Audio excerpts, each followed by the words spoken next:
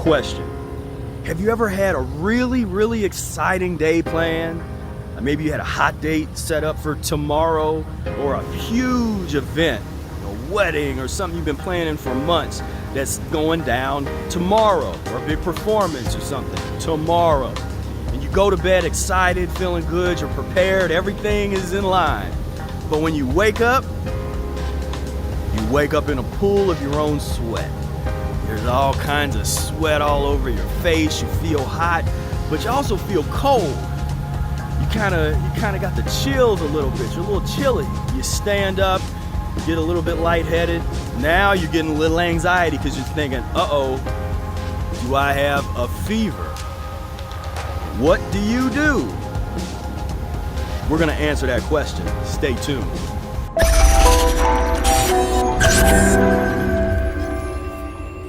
So I'm Professor Spira. I've practiced the Mucusless Diet Healing System for over 18 years. I've worked with thousands of people, teaching them how to practice a mucusless diet, how to transform their mindset, their bodies, their health on this path of learning how to transition away from mucus-forming foods using systematic methods that include changing of your diet, fasting, colon irrigation, sunbathing, herbology, a number of other naturopathic modalities. They're all part of what we do.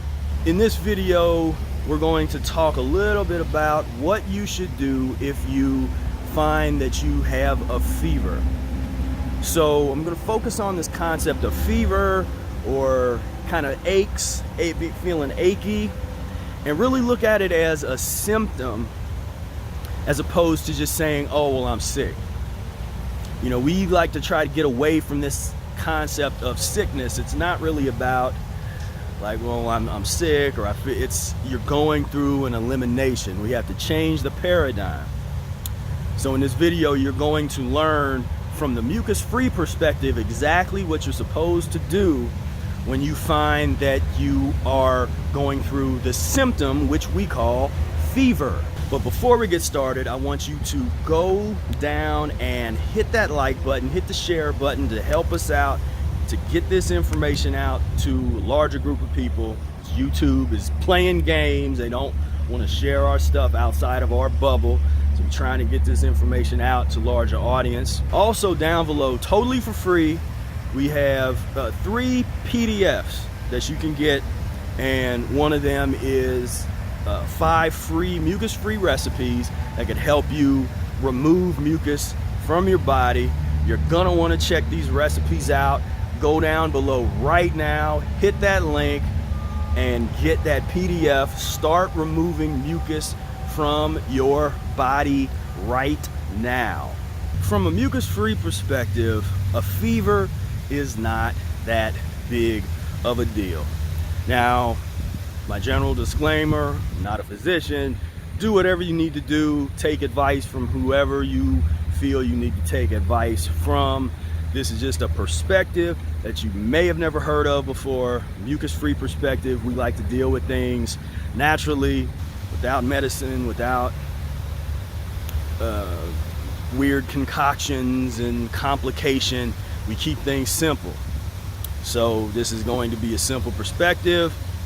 It's worked for a lot of people, but do with it what you will. So when you're talking about a fever, first what you want to do is, unfortunately, the smart thing to do is to shut down or cancel or whatever you need to do with whatever plans you had for the next 2 to 3 days. You want to cancel those. Now this can be very painful. I've personally had situations where I had big concerts that I was supposed to be a part of. For me, the thing that hurts the most is when it's a musical event or concert and I had to cancel and just say I can't make it. Then you know, and I don't like to say, well, I'm sick, because I don't believe in that concept, sick. You know, so I had to kind of explain, like, well, I'm going through elimination. But I don't care at that point, because for me, once that happens, I've trained my mind almost like neuro-linguistic programming at this point, but I've trained myself so as soon as any kind of symptom like that happens, as soon as I experience something like a fever, immediately nothing else matters. I'm not worried about this or that. All of those things, other stuff in my life is gonna have to deal with itself, because I know that I'm gonna have to focus on this period of healing. And immediately, no questions asked, it's time to fast. Now, what type of fast? I'm not gonna get into the details of what type of fasting you should do. I recommend checking out the book Rational Fasting, or checking out the Mucus Diet Healing System. And there's links to those below if you want to get a perspective on that. But essentially, I know that I'm going to be fasting for the next several days. For me, until the fever's gone. Now, some people, depending on your physiology, depending on what kind of illnesses you're dealing with, you might have a different recommendation. You know, we might recommend that you do something a little different. But as far as me, I'm going to be fasting until that's over. Now, some people get real sad when there's going through a fever and they're disappointed and it's like, I can't do this and I don't feel good. The way I think about it is, you know, I have this concept of physiological karma. We have to pay reparations for the wrong that we've done. And there's no way that you can get around it or try to get, you know, where you think that you can skip over some elimination or something. Like, no, you're gonna have to go through some stuff sooner or later. And what society has done, they've created ways for you to really master the art of suppression. And what most diets do, and what most the way that people use supplements and the way that people use medication, is they use it to suppress the elimination, not to bring the elimination out, not to safely be able to bring it out and control it on your terms, but to suppress it. Because if you're eating pus and mucus forming foods, but you're going years without any kind of elimination, there's some suppression happening. And what you might notice is, if you start to do a real detox process that's more than just a couple days or one of these little fad detoxes, but if you really adhere to a serious detox, cold and flu-like symptoms are going to come. You're going to get the fevers happening at some point. You're going to go through a serious elimination, and those years of suppression, of suppressing these eliminations, is gonna come out. So don't be don't be scared, you know, don't be like surprised if you haven't had an elimination in years, and then all of a sudden it's like you turned on the mucus faucet and you're blowing your nose and coughing up phlegm and all this kind of stuff. The fever is not something to be scared of, or, you know, it's something for me to rejoice about, because as long as your body can still do that, it's like there's hope. You know, because there's some people that with certain endocrine issues that it's hard for them to get the fever that they need for their body to cleanse easier. It makes it easier. So, and this is what I try to explain to people when we start to talk about, like, the people that want to try to do overzealous forms of fasting and fast for too long and too much at bad times. I always say, wait until your body wants you to fast. When you wake up with a fever, that is your body giving you permission, not only giving you permission, but giving you a mandate to stop everything, shut everything down, start fasting, throw in a couple enemas for good measure, but start fasting. Now, I recommend again, using Mucus Diet Healing System, rational fasting methodology, and don't immediately reach for the herbs and reach for the supplements and that kind of stuff. Really you want to get a baseline of your body. And the best way to get that baseline is that 1 to 2 day fast, and you get a chance to really see where are we at, what's going on. And you got a lot of introspection, meditation, and there might be some other symptoms that start to come that are very uncomfortable. Resist that wanting to grab the herbs, or even like the Tylenol. If you're coming still, if you're not that far removed from the medicine thing, then that still might be part of, because if you start really getting a bad, like this headache all day and that kind of stuff, you might want to go and be tempted. And you don't want to do that, in my opinion. Again, do what you want to do. But in my opinion, you want to try and get that baseline. Really, this is your opportunity. It's like, this is your moment to really like this, when you're supposed to fast. People are so excited about fasting, but when it's time to, it's like they're trying to run away from the elimination. They're trying to run away from the discomfort. And I'm saying, man, I'll run toward that. Like, I'm not going to force it to come up when it doesn't need to, but when my body brings it up, I'm running right at it. It's on. You know, this is an opportunity of a lifetime. Every elimination like that, when your body goes into that kind of elimination, it's an opportunity of a lifetime. And you don't want to squander it. And so what happens with some people is, oh, I have this event coming up, or there's something happening in a couple days. Oh man, you know, so they want to try to rush through it. Trust your body's intelligence. Your body is way smarter than you, and you can think with all your scientific concepts and definitions and studies, and well, if you do this, and stop trying to control the process. Let go. That's what the fasting is supposed to teach you. Let go. When you try to grab for the herbs, and I'm not saying to not use the herbs at all. I'm saying in the beginning, do the fast. And then once you really have a read on what's going on, you can target some specific herbs or some specific formulas that especially lymphatic movers and that kind of stuff. I don't want to get into details of all that, you know, and there's a lot of folks online that talk about that kind of stuff.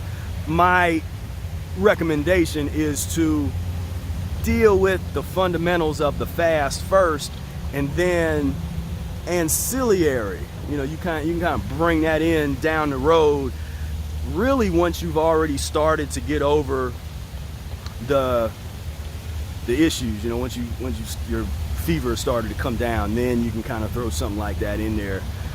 But so if I just do a quick checklist of the things, the mindset and the things that you're going to want to do. So okay, you wake up like that, you got that fever, you're like, okay, if there's somebody in your life that can go to the store for you, then beautiful. You can kind of write the list out of what you want them to get you, because if you're doing a juice fast, then whatever the kind of juice, maybe you can get a box of oranges, get a bunch of apples. I mean, those are simple stuff. Just you want to keep it simple.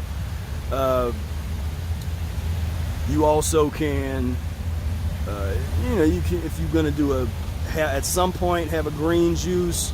Like I said, I don't want to talk too much about specific protocols in this video.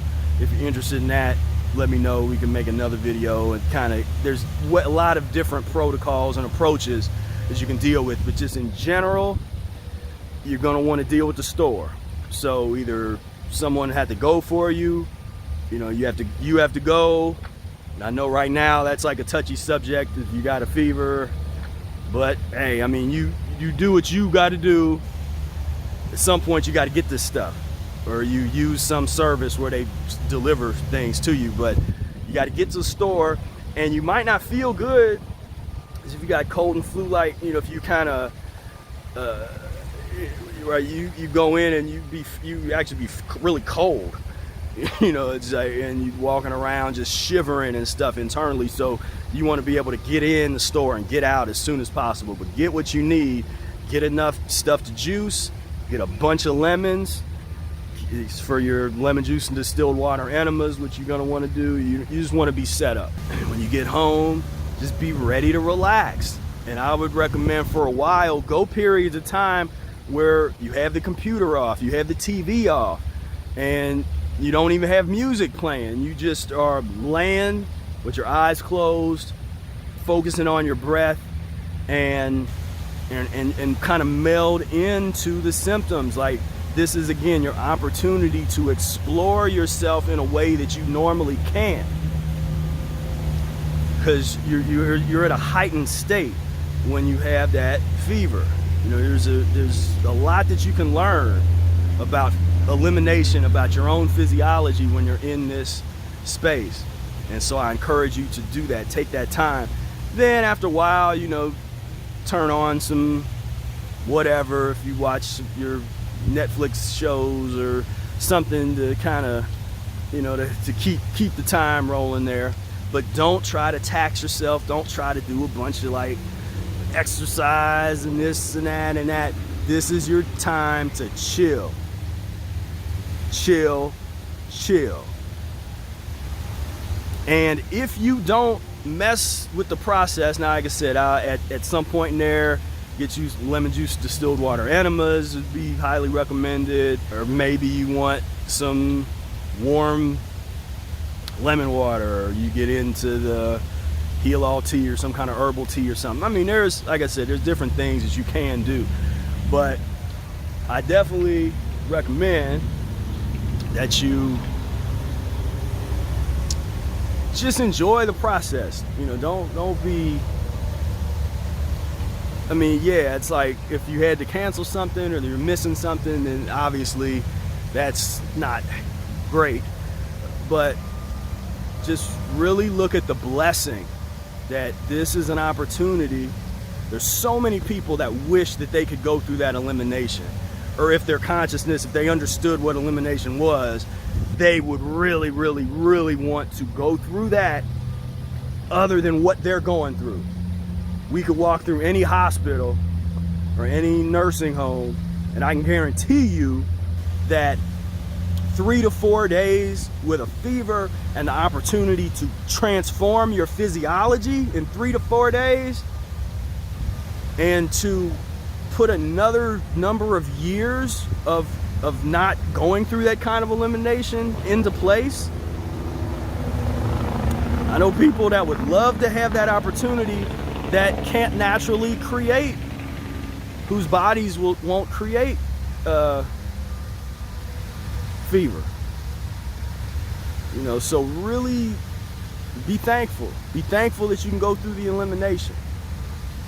You know, and like I said, when that happens for me, and it's very rare now, like every 4 years I might have some kind of elimination. It's never like it used to be. Because, you know, I used to be blowing my nose, coughing up, like I can't even do that. Doesn't even happen, because it's like it's just not there. And my thing is, I wouldn't care if it was. And that's the thing. That's like where people think like, oh, you're the mucus, and yeah, you shouldn't have. It's like, man, if like I would love to just, if it was there to remove, I'm down. You know, gallons of it, let's go. But it's gone. You know, like that level is gone. But now I'm working on deeper stuff. You know, so when I go through eliminations, it's like a whole other thing. And so, and I'd have to make a video on that, because the symptoms change. It's like the whole process changes. It's more refined. It's different. It's a different type of thing at this stage. You know, in my practice, in terms of when I actually go through elimination, it's a lot different. But so anyway, so that's what you want to do. You gotta be prepared to shut it down. You gotta be prepared to really, really focus on your health. This is your time. Your body is choosing this time. It might not be it might not be the best time. It might for you or be convenient. Your body doesn't care. Your body wants to heal what it wants to heal when it wants to heal it. See, we always want to try to control everything and say, oh, I want to heal this or that, or it's like the body's what it ends up doing when you start to fast, it heals stuff you didn't even know was a problem. Latent illnesses that are inside you that are waiting for the opportunity to come forth. That's a real situation.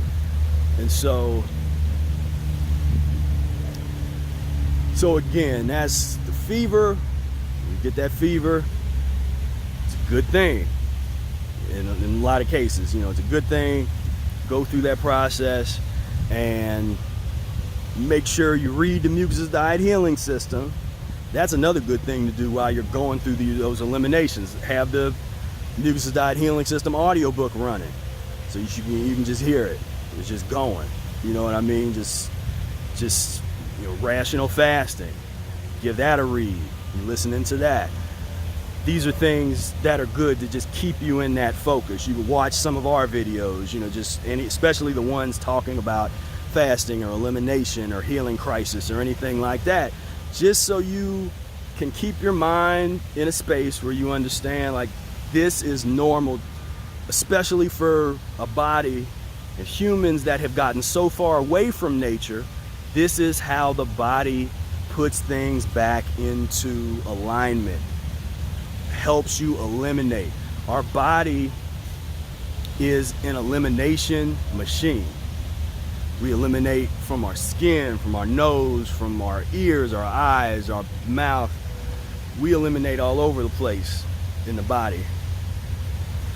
And so we got to start really thinking about that. Are you eliminating enough? Are you eliminating properly? People are so fixated on this concept, this problematic concept of nutrition. This concept of you got to have this, or you got to get that, but what about you got to eliminate this? You got to eliminate that. You don't need this. You don't need that. You need to eliminate. Because as soon as you stop eliminating, that's it. You're done. And so that's the priority, to my opinion, elimination. If you're not talking about elimination, because when we talk about diet, we talk about elimination. It's an elimination diet, or a diet that helps with elimination. So we're not fixated on all of the nuts and bolts of breakdown and the chemistry and that kind of stuff. Is like, does this eliminate, or does this leave behind slime in my body that's ultimately going to cause constipation, buildup of uneliminated slimy waste that's going to ultimately cause this acidic breakdown inside of me? Not good if that's what's going on in your body. And when you start to go through the fevers and the eliminations, that is your opportunity to cleanse yourself, get yourself together, and really enjoy your life. So I thank you so much for tuning in.